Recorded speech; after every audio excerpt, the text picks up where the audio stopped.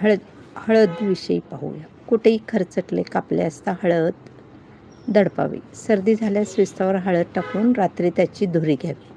चेहरा नितळ होण्यासाठी साय व हळद तोंडाला लावावी. खोकला झाल्यास कोरफडीचं पान भाजून आतील बलक काढून त्यात हळद मिसळून खावे. घसा खवखवत असल्यास कब्बर दुधात 1 चमचा हळद घालून गरम गरम रात्री प्यावे.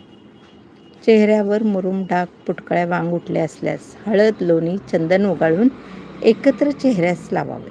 अंगावर लव असते ती कमी होण्यासाठी हळद, मोहरीचे तेल अंगाला चोळावे. पोटात मुरडा अतिसार झाल्यास हळद व तूप मिसळून त्याचे चाटण करावे. वरचेवर चाटावे. मार बसून सूज आल्यास हळद तेल लावून शेकावे. डोळे आल्यास हळदीच्या पाण्याने डोळे धुवावेत.